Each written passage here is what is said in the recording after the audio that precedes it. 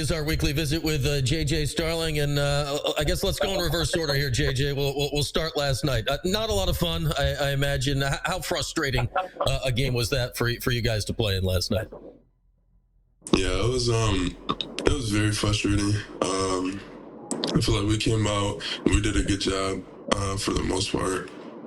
And then I guess we just got tired or whatever, and they just kept the foot on the gas, and we just weren't able to match that intensity. I mean, they keep coming at you from every angle. I know you didn't play in the Tennessee game. That was your first game when you're out hurt with the hand. Was this by far the best team you've played against this year? What was the experience of that on the court? Yeah, I think what made them so good, just playing against on the court, is that they were all on the same page. That's like a team. You could tell that they had really good chemistry with each other. And that's a team that's going to go far just because of that. They were on the same page, and they played really well together.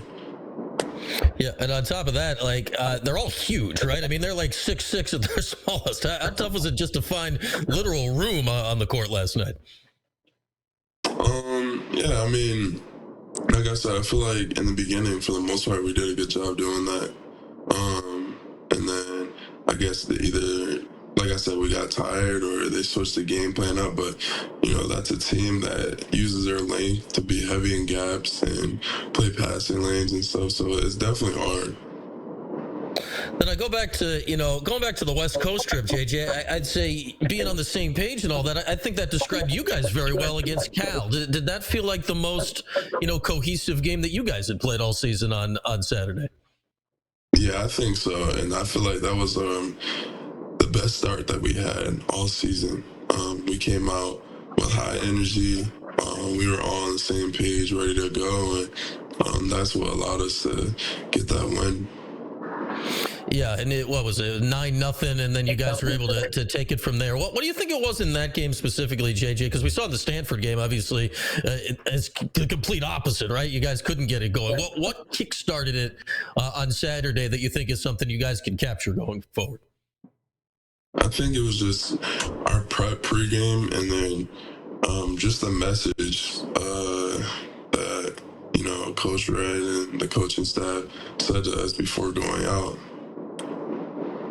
What was that message? What resonated with you guys on Saturday? Just that we can't have a repeat of Stanford. We can't come out slow. And at the end of the day, we were hungry for a win. So I feel like the guys, we really rallied together to improve the start, because we know that we couldn't have a repeat of what happened against Stanford. All right, take me into that trip as a whole. You guys left, noon on Monday. You're gone literally all week. You got back 6:30, 7 o'clock on Sunday morning. What is a trip like that to be a part of? Yeah, it's fun, but it definitely gets a little tiring just being that far away for that long stretch of time. But like I said, it was still a fun experience. I've been out to the West Coast a couple of times, but to be out for college and to play college basketball out there, I feel like it was a good experience, not only for me, but for the guys as well. So. Talking to Kyle McCord during the football season, they had several games out on the West Coast as well. They played Cal, they played UNLV in the regular season, and he told me, you take that late, red-eye flight back, the day you get back is just wiped out. Were you just passed out on Sunday? What did you do the day when you got back? Yeah, I was exhausted, but I was exhausted. My body was exhausted, but I couldn't really sleep much, so. I was just laying in bed, just let my body rest. But unfortunately, I wasn't able to sleep very much. Are you a sleep on the plane guy or no? Were you able to sack out a bit on at least the flight? Usually I am, but I wasn't able to. Yeah, you probably amped up a bit after that win for sure. And then, am I right? Did you guys go to the Warriors game up there? Was that a thing you got to do the night before the game? Yeah, but unfortunately I didn't go. I was under the weather, Okay. just like I am now. So. Yeah, 'tis the season, JJ, man. It is going around out there. I think it lands on everybody. How hard is that to play through? Because you got to go out and play, right? Unless you literally can't get out of bed, you got to be on the court. What's the balance like of, man, I don't feel good, but it's game day. It's time to go. Yeah, I mean, I'm not the type to sit out unless I really have to. So I'm gonna push through whatever. But I mean, I feel like it's fun at the end of the day. It challenges you, not even just physically but mentally. Whether you're gonna give in to whatever you're feeling or just go out and do your job. And at the end of the day, I want to go out and do my job regardless.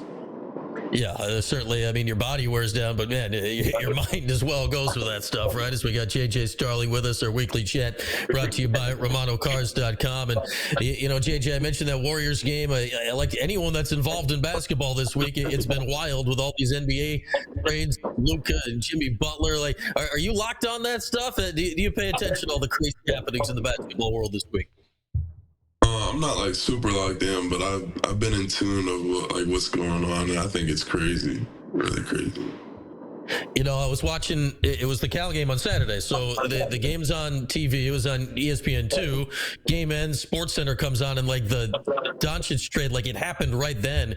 It's late. I'm tired, blurry out. I'm like, did I read that right? It took like a half an hour for it to click in. Was that like coming to your guys' phone in the locker room? Like it felt like that kind of went wildfire throughout the basketball community, late Saturday night there.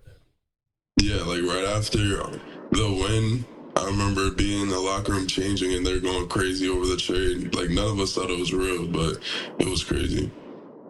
Do you, Lucas, is he a guy you watch and learn from? Is he a guy you guys, of your age watching like, wow, this guy's really good? Or is it other guys you're watching in the league right now? No, we definitely watch him too. He's a great basketball player, and his change of pace and how he plays the game, approaches it, it's just, something that I know I take note of. So I feel like we watch him.